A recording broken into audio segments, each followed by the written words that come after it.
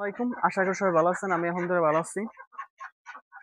তো আমি আসলে হাঁস পালন করার যে পরিকল্পনাটা করছিলাম, এখন আমাকে যদি কেউ বলে যে আপনাকে ৫০,০০০ টাকা দিবে হাঁসের খামার করেন, আমি করব না। কেন করব না? সেটা আজকে আপনাদের সাথে শেয়ার করব। তো এখানে আমার ৬টা ডিম পাড়ার হাঁস আছে, রানিং ডিম পাড়তেছে।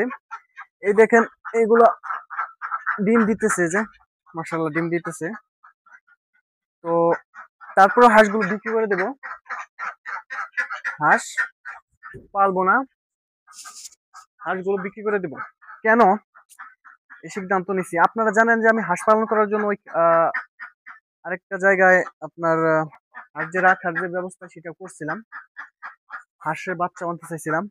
কিন্তু এই ৬টা পাইলা আমার যে অভিজ্ঞতাটা হইছে, এখন সেই অভিজ্ঞতা থেকে আমি হাঁস পালতেছি না।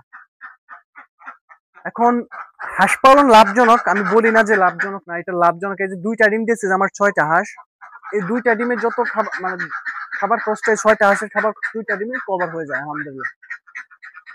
কিন্তু এই যে দেখেন, সকাল আপনার ফজর আজান আগের থেকে এই যে শুরু করছে একটা চিল্লাচিল্লি, প্যাক প্যাক শুরু করছে, এইটা এগো থামে না। এখন যে নিয়ে পানিতে দেই, ওইখানেও একই অবস্থা। খাবার দিছি, খাই নাই পুরাটুকু, খাবার রইছে, তারপর এই অবস্থা। মানে এগুলোর মুখ বন্ধ থাকে না কোনো সময়, চিল্লাইতে থাকে চিল্লাইতে থাকে। তো এটা লাভজনক হলে এটা সেটা আমি পারবো না, কারণ ৬টা হাঁসের জ্বালায় আমি আসলে কুলাইতে পারি না। এর জন্য মূলত হাঁসের খামার বাদ, হাঁসের খামার করবো না।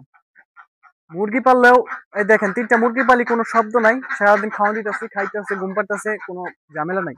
তো হাঁসে এই যে সকাল ফজর থেকে এই সন্ধ্যা পর্যন্ত রাত যাবতীয় না হবো, এই এদের মুখ কোনো সময় বন্ধ হয় না। এর জন্য ভাই, যত যাই কিছু যাই, হাঁস আমি আর পালবো না। আমার এই হাঁসের পরিকল্পনা একদমই ক্যান্সেল।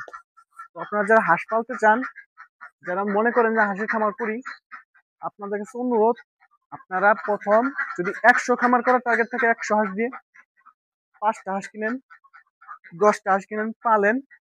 পালন করার পর যদি না মনে হয় আপনার না হাঁস পালতে পারবেন, তাহলে সমস্যা নেই, আপনি শুরু করেন। আপনার যদি ৫০০ হাঁস পালনের পরিকল্পনা থাকে, আপনি ৫০টা হাঁস কিনেন, কিনা পালন করেন, দেখেন, বুঝেন, এমনকি দেখেন এটা আপনার সাথে যায় কিনা। যদি বুঝেন না পালতে পারবেন, তাহলে শুরু করবেন বড় করে ইনশাল্লাহ। শুধু হাঁস নয়, এরকম সবকিছু করা উচিত। আপনি অল্প দিয়ে শুরু করবেন, তাহলে দেখবেন যদি আপনার সাথে এটা যায়, আপনি এটা বুঝেন, আপনি করতে পারেন, তাহলে বড় করে শুরু করবেন। ধন্যবাদ, ভালো থাকবেন, সুস্থ থাকবেন। আমার ফেসবুক পেজটি ফলো করে দেবেন এবং ইউটিউব চ্যানেলটি সাবস্ক্রাইব করে দেখবেন। ধন্যবাদ।